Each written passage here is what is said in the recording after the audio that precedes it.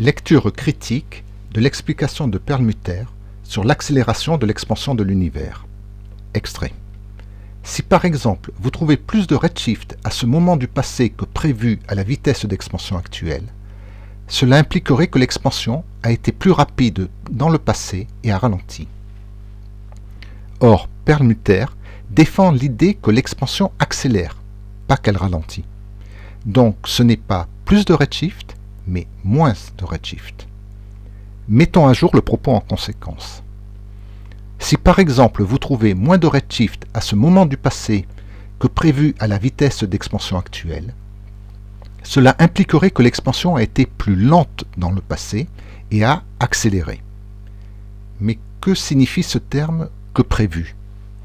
C'est ce que prévoit la loi de Hubble. Plus l'étoile est éloignée, plus elle va vite. Ce qui est équivalent à dire, plus l'étoile va vite, plus elle s'éloigne. C'est ce que montre cette animation, ou ce graphique de la distance en fonction du temps. Reprenons. Si par exemple vous trouvez moins de redshift à ce moment du passé que prévu par la loi de Hubble sur la vitesse ou la distance d'expansion actuelle, c'est-à-dire pour une étoile avoir un redshift de vitesse moyenne, alors qu'à cette distance, elle devrait avoir une vitesse rapide, cela impliquerait que la vitesse d'expansion a été plus lente dans le passé, mais comment montrer que la vitesse d'expansion a accéléré ? En fait, l'explication relativiste est bien plus complexe. On suppose que les galaxies s'éloignent les unes des autres, d'une part par leur vitesse relative au moment du Big Bang, d'autre part parce que l'espace lui-même s'étirerait comme un cake au raisin. Ainsi, dans un graphe temps-distance, la loi de Hubble ne se représenterait pas de cette manière, mais de cette manière.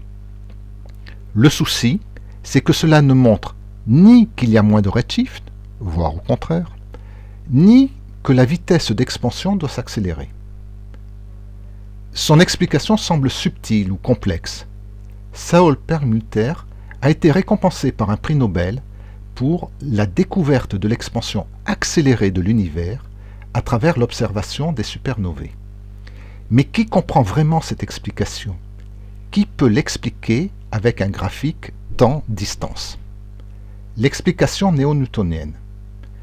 La mécanique néo-newtonienne n'est rien d'autre que la mécanique newtonienne, sauf que la somme des vitesses est inférieure à la célérité de la lumière. Repartons de la loi de Hubble.